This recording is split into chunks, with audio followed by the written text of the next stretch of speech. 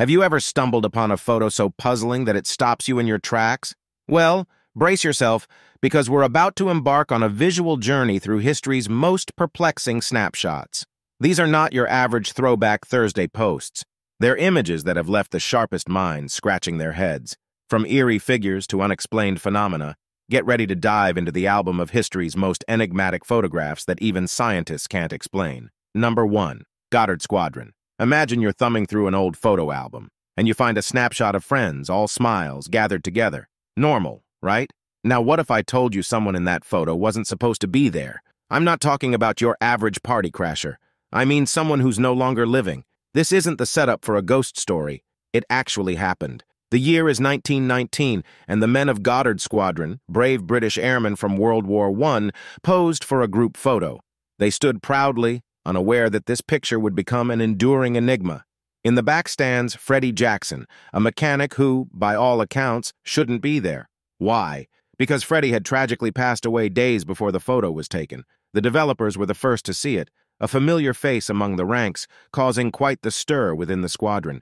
Was it a glimpse into the afterlife? Or just a camera trick? Doubters were quick to cry hoax, suggesting some sort of photographic mischief. But those who knew Freddie had no doubt. They recognized him instantly, swearing it was no trick. Their friend had shown up for one last photo op. It's one thing for friends to remember you, but to show up in a photo after you're gone, that's a legacy of a different sort. This photograph, featuring the supposed spectral Freddie, has puzzled experts and novices alike for over a century. Some believe it's a touching farewell from beyond, while others are certain there's a logical explanation. Yet, despite all the theories, Freddie's photobomb from the afterlife keeps us guessing and maybe believing in the unbelievable. Number 2. The Soulway F Spaceman. Picture this. It's 1964. Jim Templeton is just out with his daughter Elizabeth, hoping to snag some charming pictures amidst the serenity of Berg Marsh. Yet one of those snapshots would turn their quiet day into an international sensation. Hidden within this innocent photo, behind Elizabeth, appeared a mysterious figure. This wasn't any ordinary photobomb.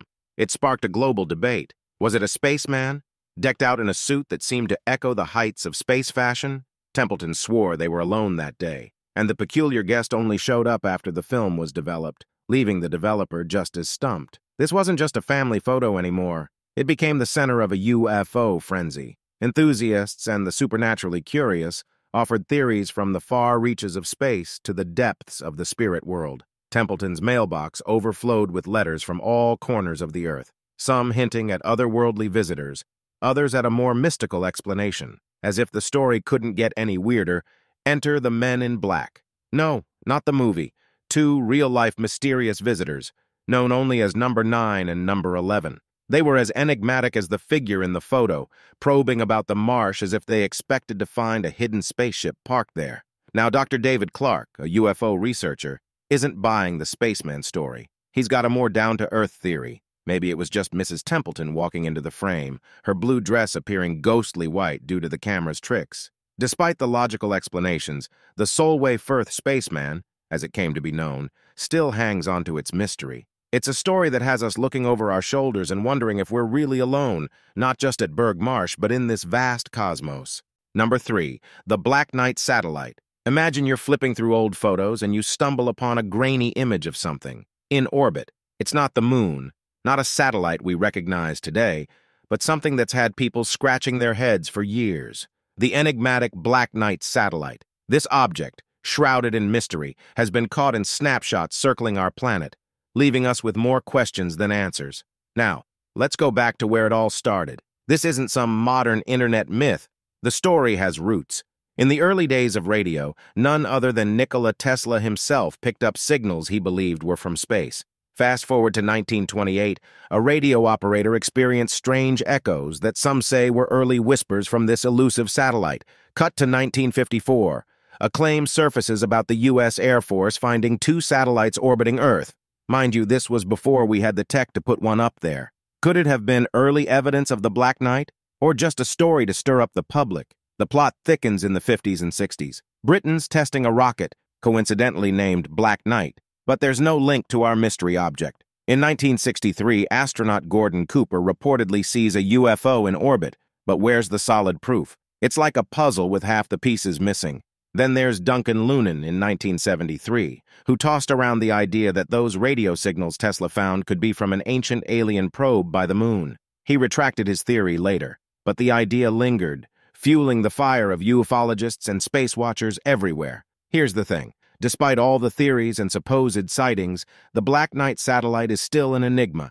Is it alien technology spying on us? A piece of space history we've forgotten? Or just cosmic litter? We're left with this cosmic tale of mystery, an orbiting object that's the perfect blend of science fiction and fact, dangling the ultimate question above us. What's really out there? Number 4. Lady of Elche. Let's delve into the realm of ancient allure with the Lady of Elche. Unearthed from the Spanish soil back in 1897, this limestone figure has been a beacon of mystery in the world of antiquities. What catches the eye is her headgear, an intricate ensemble that makes you wonder, what was the fashion sense like back then? It's this unique headpiece, complete with wheel-like structures and disc-shaped earrings, that makes her a standout piece of Iberian art. Despite the statue's silence over the centuries, it's been the subject of much debate among historians. When they talk about vintage, they speculate this piece could be from the 4th century BCE. Now, what's interesting is the suggestion that the Phoenicians might have had a hand in influencing its style. Imagine that, a cultural crossover etched in stone. Who was she? That's where the plot thickens. Some scholars will tell you she might have been someone with a hefty social scorecard, maybe a high society lady who knew how to turn heads. Then there are those who take a more spiritual guess, wondering if she was a woman of the cloth, so to speak, or even a deity. A goddess, in fact, frozen in time. The craftsmanship, nothing short of exquisite. It's a shout-out to the artistic genius of an era before Rome stamped its identity all over the Iberian Peninsula. This sculpture does more than just sit pretty in a museum. It opens up conversations, fuels debates, and leaves us pondering the many enigmas history has tucked away. As we stand, gazing at the Lady of Elche, we can't help but admire the intricate details and feel a connection to the past. Her existence is a puzzle, a story half told, inviting us to keep exploring, to keep unearthing the secrets that ancient civilizations left behind. She's not just a sculpted face, she's a bridge to the untold stories of our ancestors.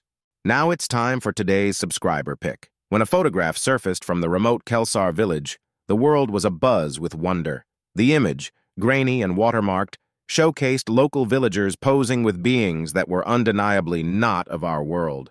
Their elongated heads, large luminous eyes, and slender bodies set the internet aflame with speculation. The photo, leaked by an anonymous source, became an instant sensation. Major news outlets tried to trace its origins, while skeptics claimed it was a mere hoax or some form of artistic expression. But those who believed knew the truth. This was the evidence they'd been waiting for. Expeditions were organized overnight. Scientists, journalists, and UFO enthusiasts flocked to Kelsar, but upon arrival, the village seemed ordinary. No trace of the otherworldly visitors, just simple huts and farms. An elderly villager, Lena, finally broke the silence. They've been our friends for generations, visiting us in times of need. We never disclosed their existence out of respect, but now the world knows. No one ever found the extraterrestrials, and the village returned to its peaceful existence. Yet the photo remained, a testament to the mysterious bond between Kelsar Village and its cosmic visitors. Number 5. The Spectre of Newbie Church. Back in 1963, Reverend K.F. Lord snapped a shot that turned Newbie Church in North Yorkshire, England, into the center of a paranormal puzzle. Picture this: an ordinary day, an ordinary photo session at the altar, but the result was anything but ordinary. When the Reverend developed his photos, one stood out, capturing what looked like a towering 9-foot-tall spectral figure. The face? Straight out of a ghost story, resembling a skull more than a man. This wasn't just any ghostly figure. It became known as the Spectre of Newbie Church, or the Newbie Monk. This chilling apparition sparked a debate hot enough to rival any British tea time discussion. The Reverend himself was baffled. He hadn't seen a hint of a figure when he took the photograph, which only thickened the mystery. The monk-like shape, shrouded in what seemed to be a semi-transparent cowl, turned heads and raised eyebrows. Could it be a visitor from the 16th century, hiding his disfigured face, possibly from leprosy under a white shroud? Or was someone pulling off a high-stakes masquerade with a costume so convincing it fooled the camera's eye? Experts have pored over this photo, looking for signs of a hoax. But it's clean. No tampering, no funny business. The church's dusty archives, they're mum. No stories of monks or eerie events that could explain our ghostly friend. Despite the sleuthing, the Spectre of Newbie Church remains an enigma, a story without an ending. This photograph continues to be a siren call for ghost hunters and skeptics alike, each eager to piece together the puzzle. Is it a glimpse into the world beyond, or is there a more down-to-earth explanation? The truth is out there, or is it hiding in plain sight? Number 6. The Tulip Staircase Ghost. Picture this. A Canadian couple, enjoying the regal elegance of the Queen's House in 1966, snap a photo of the Tulip Staircase. It's an ordinary visit until they develop the photo. What they see is anything but ordinary. A shrouded figure seems to be climbing the stairs, with what looks like 2 more figures ahead of it. Now, they were certain the staircase was empty at that moment. This photo doesn't just get tucked away in a family album. It captures the imagination of the public and paranormal enthusiasts alike. This mysterious image brings the Ghost Club, storied hunters of the unexplained, to the scene. 1 year later, they're ready for a ghostly stakeout. It's June 1967, and 7 members of the club are in the Queen's House. They're kitted out with the works: soft shoes to tread quietly, synchronized watches for precision, cameras, recorders, and notebooks, hoping to catch a glimpse of the staircase specter. As the night unfolds, there's an air of anticipation, but as dawn breaks, the proof thereafter remains elusive. No whispers in the dark, no spectral appearances, not even a single orb in a photograph. The Tulip Staircase ghost, it seems, is not ready for its close-up. The lack of evidence leaves us with a haunting puzzle. What were those shapes in the original photograph? Phantom visitors from another time, a trick of the light, or something else? Years have passed, but the story of the Tulip Staircase ghost lingers, a tantalizing enigma that beckons the curious and the skeptical alike. Could there be a logical explanation? Or is it a genuine brush with the other side? This is one mystery that remains tucked away in the shadows of the Queen's House, forever intriguing and forever unsolved. Number 7. The Hook Island Sea Monster. So, picture this. You're cruising along the serene waters off the coast of Australia, near Hook Island, when out of the blue, you see something unbelievable. It's enormous, it's bizarre, and it looks like it swam right out of a myth. This is the story of a family in 1964 who came face to face with what would be called the Hook Island Sea Monster. This creature wasn't your typical fishtail. We're talking about an 80-foot-long leviathan, with a presence so imposing it seemed ready to take on their boat. The family described it having a wide mouth, small teeth, and eyes that didn't seem to belong to this world. Its tail appeared damaged, sparking tales of epic sea battles or unfortunate run-ins with boat propellers. The creature's head alone was about 4 feet tall, and its jawline reminded onlookers of a sandfish. But the texture? Smooth, dark, more shark-like than eel-like, without a single scale in sight. In the moments that followed, the family did what anyone would do. They grabbed their camera. The photographs they snapped would stir debates for decades. No more sightings have been reported since then, leading some to speculate. Were the photographs a farce? Bear in mind, this was long before digital manipulation was even a twinkle in technology's eye. Yet there are those who argue the creature was just too vivid, too detailed, especially those eyes, to be anything but real. Despite being dismissed as a hoax in some quarters, the Hook Island sea monster has left a ripple of caution in the waters around the island. The truth remains submerged in mystery. Was it a genuine unknown sea creature or an elaborate deception? That's the question that keeps the legend alive, tempting the brave to keep an eye out for the unknown lurking beneath the waves around Hook Island. Number 8. Battle of Los Angeles UFO.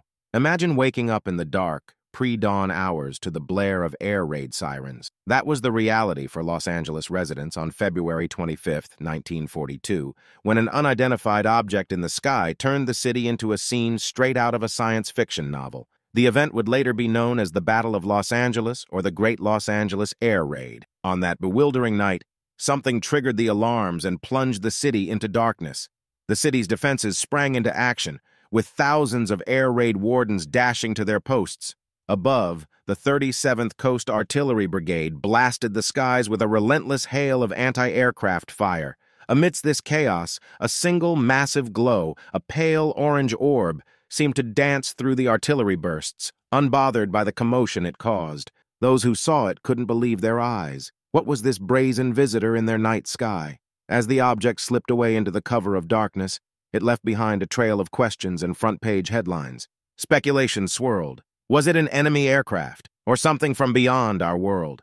People were abuzz with theories, feeding a frenzy of speculation. The military officials were quick to put a lid on the pandemonium, chalking it up to jittery nerves in a nation at war. Just a false alarm, they said, but some citizens whispered different theories, including the infamous weather balloon explanation. But the official line didn't deter the curious.